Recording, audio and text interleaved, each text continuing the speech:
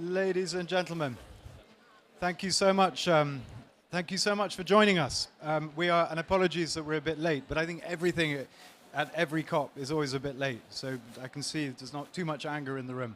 But thank you for bearing with us. And thank you to our wonderful panel who will be filling the room with wisdom very shortly. And I apologize in advance that I can't stay for the panel. I have to go, as is also the case with COPs. So you end up having to do more things than time allows. But I apologize. But look, this is a well-informed audience by definition. So I'm not going to all detail about why the COP itself is so important. I want to say the backdrop to this gathering is the single greatest challenge that we've ever faced. It is the defining challenge of our age, objectively so. The now well-documented and catastrophic decline in the abundance, the connectivity, the diversity of life on Earth is a tragedy. It's a tragedy in and of itself. Losing unique species, seeing complex ecological systems that have taken millions upon millions of years to evolve just being grubbed out, systems that we can never recreate.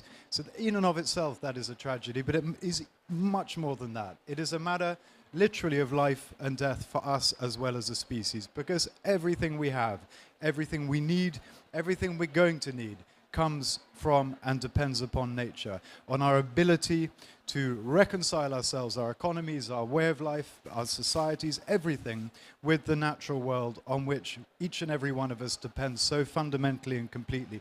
And what is frustrating, and I'm not going to dwell on this, but what is frustrating is that we've seen how the world can react when it senses a danger. We saw that with COVID. We closed down the entire global economy in a way that no one could have predicted before, anticipated before.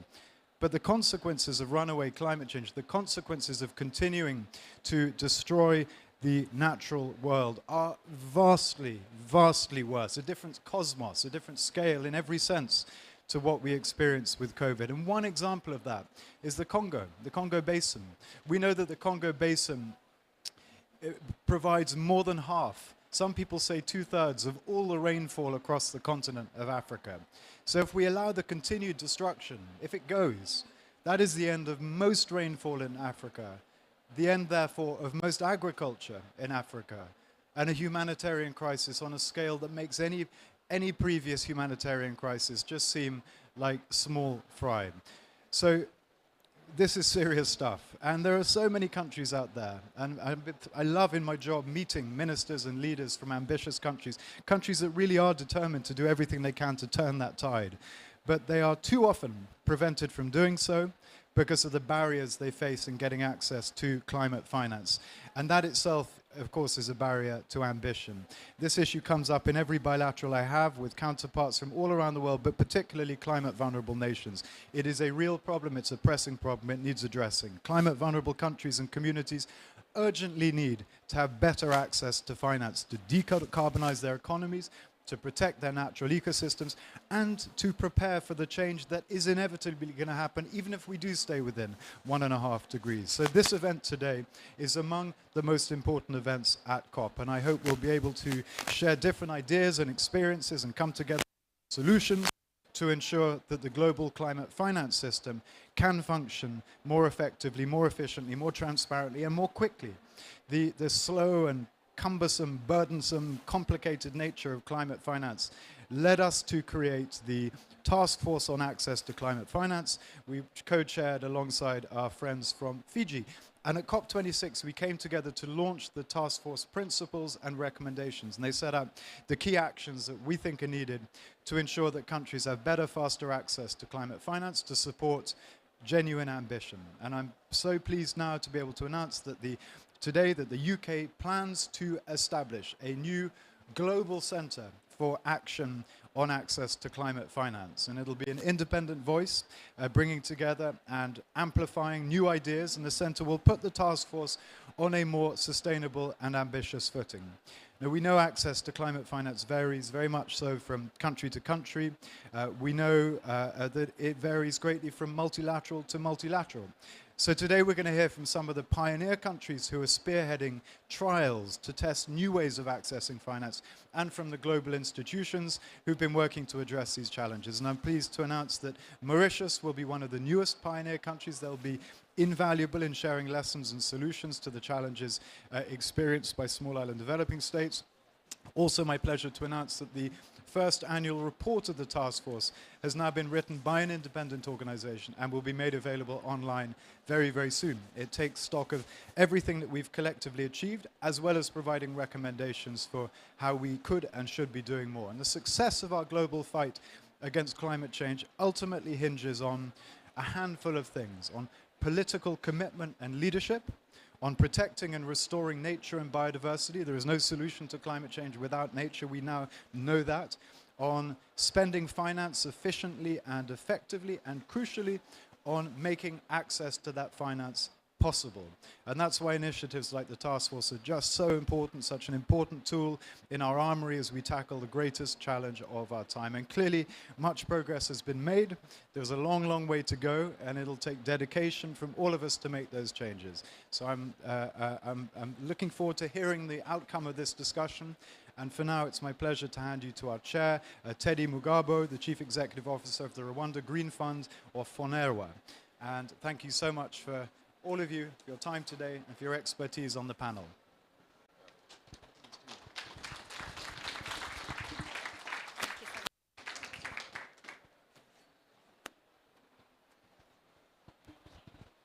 Many thanks, Lord Goldsmith, for your inspiring welcome.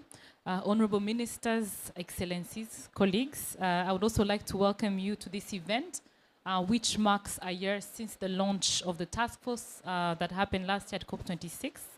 And it's a pleasure to be moderating such an exciting panel with distinguished colleagues. So let me first introduce to you our esteemed panel. We have Honorable Beatrice Aniwat Atim, Ugandan Minister of Environment. Welcome, Minister. We have with us today, we have Mr. Axel van Trosmenberg, Managing Director of Operations at World Bank. Welcome, sir. We also have Yannick Lemarec, Executive Director of the Green Climate Fund. Welcome. And last but not least, Dr. Heike Henn, Director for Climate, Energy and Environment at the German Federal Ministry for Economic Cooperation and Development. And with us, we also have Ambassador and Permanent Representative of Fiji to the United Nations, Dr. Prasad, who will be providing some closing remarks. Welcome, sir. So a warm welcome to you all. Again, I think it's such an important topic, access to climate finance. When we look at the way climate change is happening and the crisis, we don't think that the rate at which we're mobilizing the resources is not really going as a need. So finance, which we need urgently and at scale and speed to respond to the challenges that we face. We need to come together in such an important, COP27 and really discuss the challenges. And I think it's also important to provide some practical experiences, but also try to be practical to make sure that we really address the challenges at hand. So just to give you an example, Rwanda is part of the task force. Again, want to really commend the government of Fiji and the UK government for launching the task force last year at COP26. In which we have several countries. And just to give you some experience, so Rwanda, and I'm the CEO of the Rwanda Green Fund. We've been working closely with the task force, and just the other day on Monday, we were actually able to raise 7 million British pounds from the UK government. So really special thanks to that to support this process of access to climate finance. We also have the German government and the Swedish government as anchor countries. So really want to, again, condemn the work that the different partners that are coming on board. But I want to take this opportunity to also hear from other members, such as Uganda. Honorable Minister, the question I have to you, first of all, many congratulations on the publication of your revised NDC and ensuring that climate finance is better coordinated and aligned behind such long-term national coordinated and aligned behind such long-term national climate plans is key for the task force. So I understand Uganda's approach to access has evolved in the establishment of a climate finance unit in your Ministry of Finance. Could you tell us more about this unit and how do you foresee it, supporting access to finance, and how are different parallel initiatives in Uganda supporting this process? Thank you, our moderator, fellow panelists, Your Excellencies, ladies and gentlemen. It's a pleasure to be here to discuss what matters to all of us. As you are aware, Uganda has just updated its national determined contribution, and is such an ambitious undertaking. And our target is 24.7% of coming the greenhouse emissions. And we think that we shall need about 28.1 US billion for helping us monitor implementing all this ambitious undertaking. And we have actually engaged into a number of undertaking as a country to ensure that the fundings are available for our ambition. We appreciate the contribution of our development partners, including the UK and other development partners, including the UNDP and many others, really. We do appreciate. But now, as we come to COP27, we think we should move more from that. The moderator indicated that we have already established a number of undertakings, even including the unit in the finance. We have, as a country, the Climate Change Act, which actually guides us. We have already a law in place. We are trying to put the regulations to operationalize it so that it's aligned. But the funds are not enough. The effect of climate change has forced all of us to adapt and mitigate the effect of the climate change. So this undertaking will need financing. And as a country, we have mainstreamed our budgeting for the interventions at different levels. On top of what our development partners are doing to help us, we expect more than what actually is available. We appreciate the interventions of our partners like Local, who are also putting in a lot of funds to that effect. We think that the effect of climate change is affecting even at the lowest level, that is at the local level. And that's why we are channeling our interventions at the local level. And even the finances ought to be increased, that it can enable mitigation and adaptation at the local level. We have already actually established our parish development model, a policy which is in place, where services and interventions are at the parish, the lowest political unit. And all the interventions of the various ministries are aligned to be at that lowest political unit. Now, all that said, if we don't have enough finances, I think we would be just talking. We are here to drum up. We are here for loss and damage. We are here to see that the promises which have been made are honored, because all of us are doing our part. Uganda, we have already in place a 10 years restoration program, which spells out how we are going to move in the midterm and then in the long term. Now, we think that this must happen if all of us do our part. We are talking about the finances because each of us has contributed. And it would be a disservice if we are going to make promises while the effect of climate change is even hitting with the developing countries more than others. Even if we are the lowest emitters, that should be also on record, that we really don't emit as much as others do. But we are suffering the effect of climate change. And therefore, if we want to move forward properly with each other, we need to see the commitments, the promises honored We do our part as different countries in the context of our national determined contributions, but our friends, our development partners also ought to honor their parts. I also want to remind friends that as a continent, as a country, Uganda, we have a number of our natural resources that we are proud of. The Mabira forest in Uganda, I'm known by the name of Mama Mabira, the mother of that forest. And we have Congo Basin, we have other natural resources. They are actually doing the work of sinking the emissions globally. And we have not gotten the data and even the value to what it is doing. If we are going to start questioning, where are we going to get money? I think in the near future, we're moving towards that direction, that we need to put data and value to our natural resources, the forests, the water bodies, the soils, the wildlife conservation, and then we factored in how much is it sinking the global emissions, and can we put a value and maybe demand for a compensation? Because we are really getting a bit frustrated.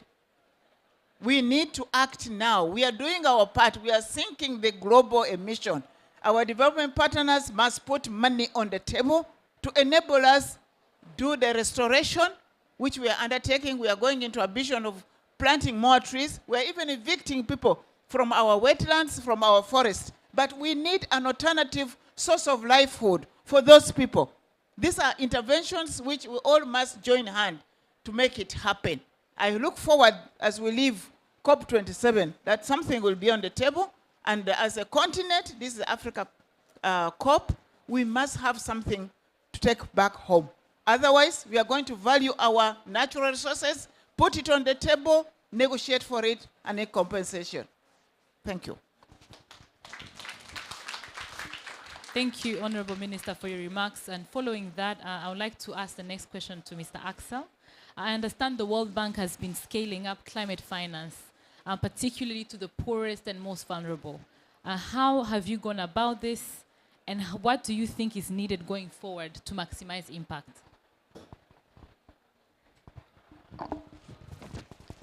Thank you very much, and it's a pleasure to be at this panel. I couldn't agree more with the Minister of Environment of Uganda that it's urgent to act, and that anybody who is making pledges should also deliver on that. I think in the World Bank over time, over the last 2 decades, we have made a systematic shift of our operations towards Africa. In around 2000, we provided about $3 billion of support to Africa. That was 15% of total. Last year, it was 34 billion, and it's almost 50% of total. And that will stay.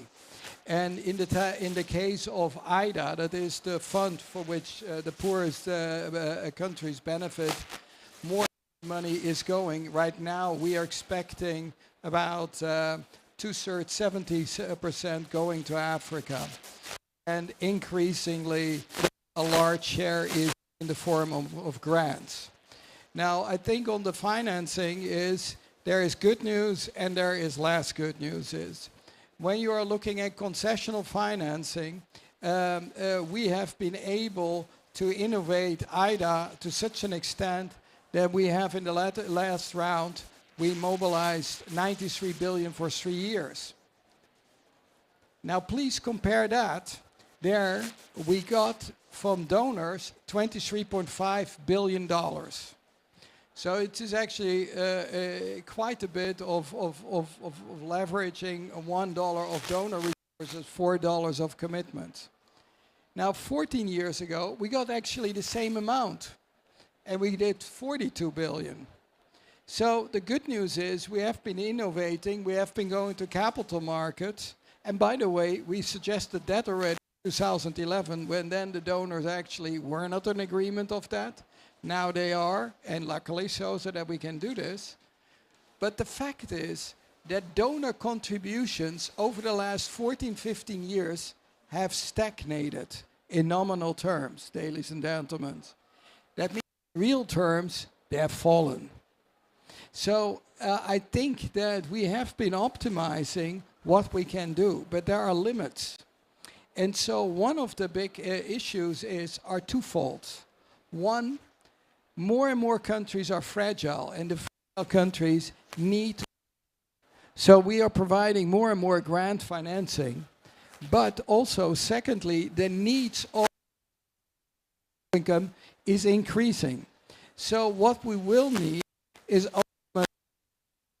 resources, and that is in an environment where right now there is fiscal stress, an increasingly difficult challenge. So that is basically what we are going to find, and there is some more resources are required. So that for the concessional resources, it is going to be one of the big challenges that we need to keep in mind. Now there is an additional thing, is actually that multilateral organizations can do more because of leveraging. So that is actually the attractiveness. And there is a lot of discussion what can the IBRD do for middle income countries. And that is a discussion to be had. But what I would like to warn for is that there are also lots of calls for concessional financing for middle income countries. And I happen to agree philosophically. But the reality is there is almost no money available for middle income countries. So what I would like to put a marker on, and that should be a principle, that the low income countries should not get pay the price of redistributing scarce grant money to middle income countries while they desperately need that support. So there should be a very clear organizing principles that it has to be a real additionality, and it cannot be at the expense of the back of the poorest countries. And I think this is not talked about a lot because it sounds enormously good, but right now with limited concessional resources, and particularly grants, you cannot get countries. And so that's one of our concerns. What we need is actually, despite all the problems we are having, all the crises that we are having, we cannot turn our backs. And this is also an additional concern that concessional and particularly ODA money is getting less. And so what we need, if we want to make a dent into this, there will need to be more solidarity. And that is not that it can be limited to a COP27 or a COP26 or next year COP28. It will need to be on the table. And here we need to start looking who is doing what and being held accountable. Because I think what the minister just made quite clearly, I have seen that a lot of countries are willing to do their share, put the programs in place, and particularly work towards more resilient economies. And if there is no money available, then there is a good thing to start also, is maybe that we could start reducing or ideally eliminating agricultural subsidies that have a massive distortionary effect on Africa agriculture. And this would be a measure that will give African farmers a real chance to have a resilient agriculture in place, and that could be of benefit. So there are ways of doing it, but it will have particularly the hardest choices in OECD countries to live up to all the declarations we have been, because right now is the time, if we are looking at what's happening in the Horn of Africa or in the Sahel zone or even the extraordinary drought in Kenya, the moment is now to act. Thank you, Axel, for the wonderful remarks. And I really like the point you made that we cannot dissociate development from climate change, because that's very correct. The most vulnerable are the most vulnerable people to climate change are the poorest. So, so with that thought, I now turn to Yannick. And this year we've seen the GC board approve and implement a number of welcome policies on access to finance. What more could the fund do collectively to build on that progress? Sorry. What more could the fund do collectively to build on that process and improve access to climate finance, in particular for the most vulnerable? Thank you very much. It's a pleasure to be part of this timely and very important panel. The fund approved its first project in November 2015. And over the past few years, has tried to put in place streamlined processes, tools, systems in order to dramatically accelerate access to the resources of the fund. And right now we are in the middle of the preparation of our 2024-2027 strategic plan, and we organize a global programming conference with representatives from all the countries we served in September to discuss this very issue, access to finance. What can we do? What should we do as part of our next strategic plan, now that the organization has reached maturity? So what are the next steps? And it was a fascinating discussion, because it's clear that access to finance means different things to different people. And so we went through all the different dimensions of access to finance. We went through speed. When we take 3 to 4 years to approve a project, we make a mockery of climate change emergency. We went through complexity, and notably due diligence processes. What is the burden that some of our requirements put on countries? We went through harmonization. Even if all our rules and procedure could fit into a stamp, if for a small island developing country you have to deal with 50 different financial contributors, 50 stamp is unmanageable. And but we went also through scale. It's great to be able to access 50 million, but if you need 500 million, you have $450 million of frustration. And today it's between $3 to $7 trillion that we will have to shift from the economy that we have to a net zero climate resilient economy. We went also through flexibility. Most agencies have only a subset of instruments, grant and non-grant instruments. And so often the projects have to adjust to the financial mechanism of the partners. And how can we make sure that we adjust our financial mechanism to the need of the projects?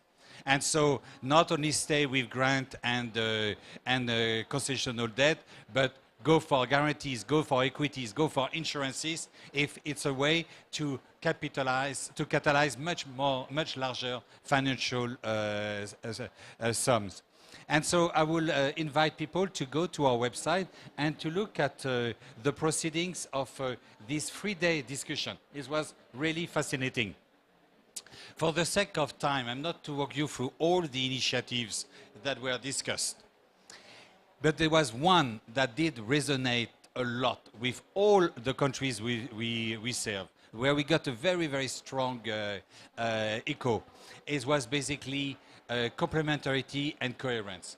Better partnering with the GEF, with the Global Environment Facility.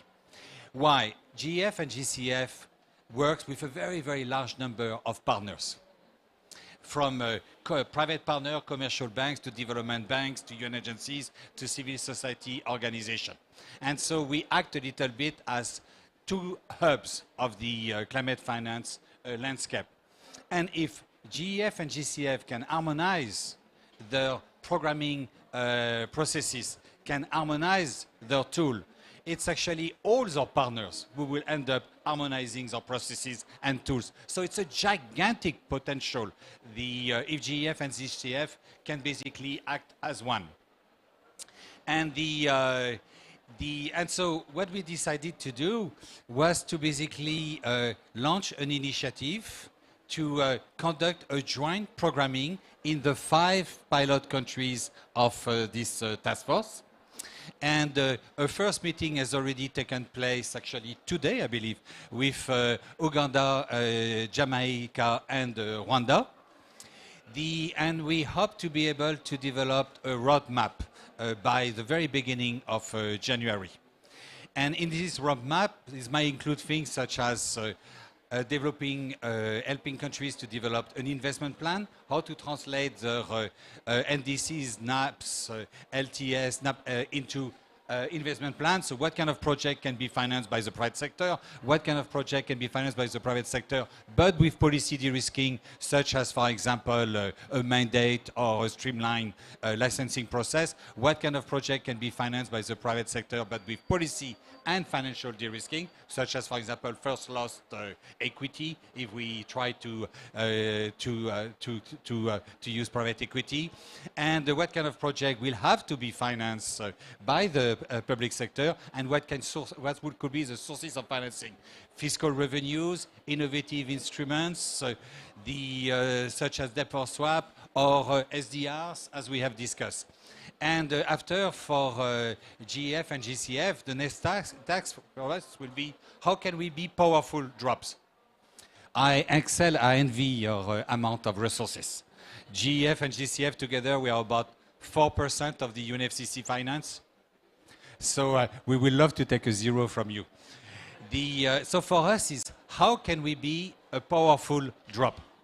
And so one of our strengths is that we can de-risk project. We can take the most junior tranche. We can take the higher levels of risk. And so one of the things that we will be doing will be, how can we basically facilitate other financial contributors to join this effort by taking a part of the risk.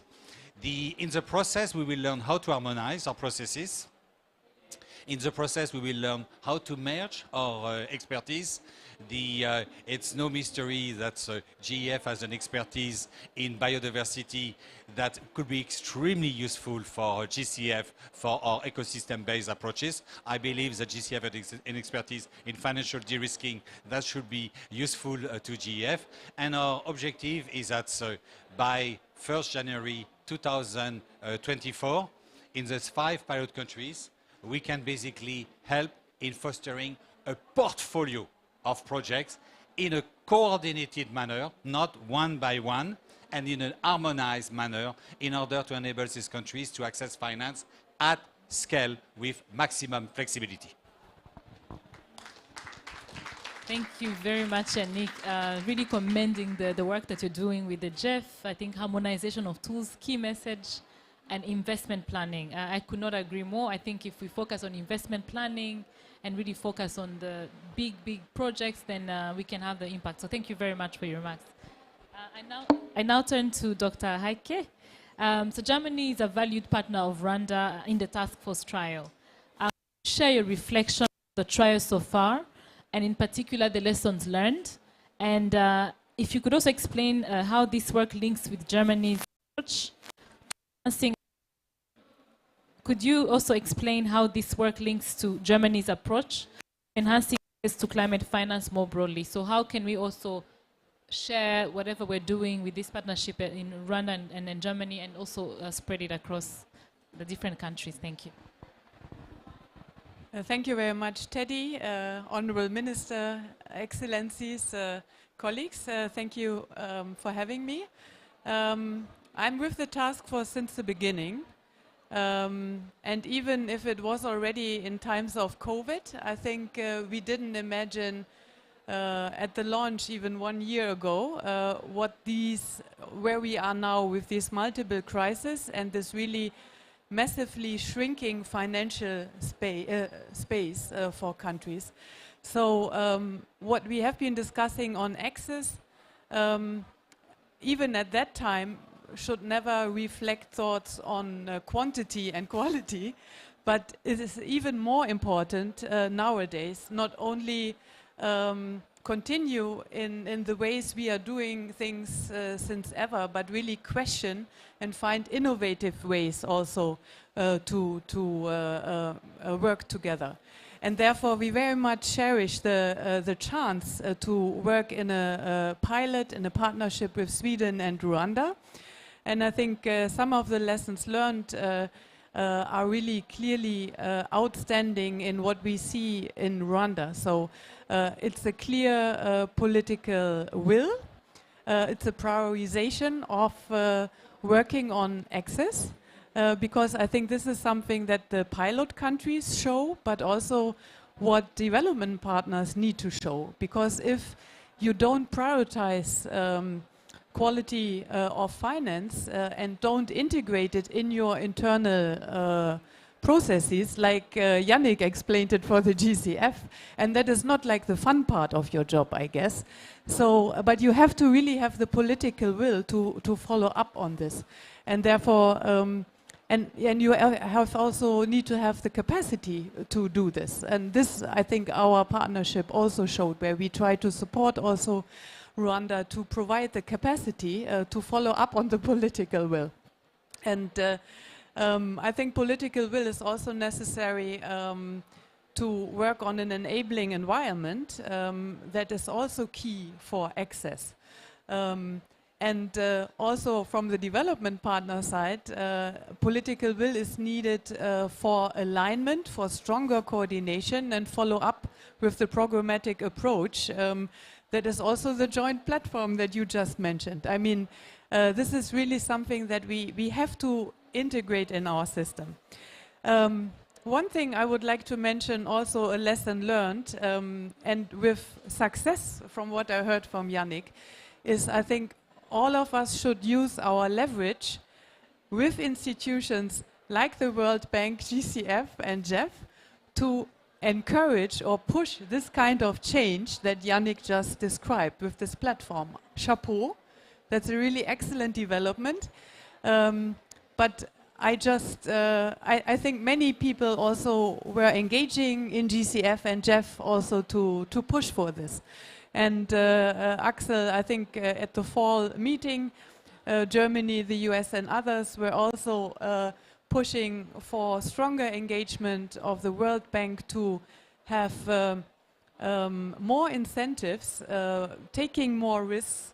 And I know that development partners also play a part in requests of capital, so on and so forth. But what can you do as World City when we look at the 100 billion goal? We all know it's a question of trust and credibility. We don't have fulfilled it yet. So we cannot solve everything with access. We really have to also deliver more resources from different sources, but I think we have to acknowledge that. So Germany has a new goal for climate finance, 6 billion in 2025. In 2021, we already achieved 5.3 billion. And we somehow were surprised, although that we strive for a balance between adaptation and mitigation, we were surprised to see that we achieved it in 2021. So 49.51% of our climate finance was for adaptation mitigation. So I really try, and our Chancellor said on Monday that we strive to keep this balance and increase the finance also. So I think let's all of us keep the political will up to also create new solutions, but also carry on and pushing for better quality and also more financing that is desperately needed. Thank you, Dr. Heike.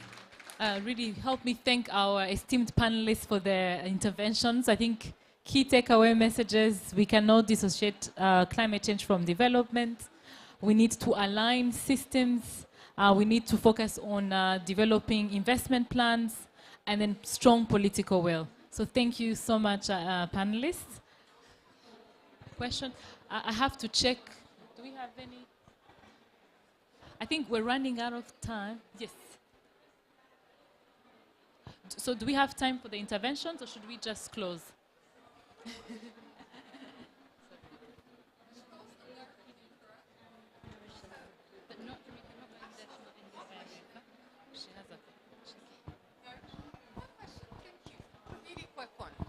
Thank you very much for the fantastic effort. My name is Noha Shaker from the Egyptian FinTech Association, FSD Africa, UKAID's development arm, and Gobi Investment Partners. I'm actually here because I'm part of the technical discussion that is held by the UNFCCC on the capacity building, finance and technology in order to fulfill the Paris Agreement. amazing numbers. So you've actually managed to crowd in 4x's from other donors to the amount that you've already pledged. How much of private capital have you actually crowded in based on that amount? That's one part of the question. I love the development approach and the capacity building approach that you've adopted with both funds. That is absolutely great. You do a lot as well of capacity building. One comment, vulnerable countries do not just need access to finance, they need capacity to make them more attractive as far as private investors are concerned. We have trillions of dollars of investments flowing in there, so we are not short of funding for like climate finance and other funding in general. We just need to have the tools and to build the capacity on the ground to sustainably make African countries and other vulnerable developing economies attractive for private sector. Otherwise, we will never have enough money to give grants or to fund projects directly. I'm happy to hear comments from everyone. Thank you. Can I answer? Just very quickly, I don't have the separation on climate change. Financing, the World Bank Group provided last fiscal year $115 billion, of which 72 came from the World Bank, the rest came from the private sector arm. Now, on the private capital mobilization was in the order of $31 billion, of which the bulk was from IFC and MIGA, and then of a much smaller part of the bank.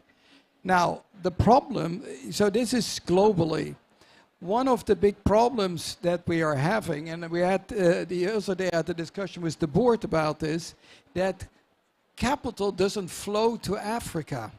Right now, basically, capital is flowing out of emerging markets, namely to the tune of $75 billion since the outbreak of the Ukraine war.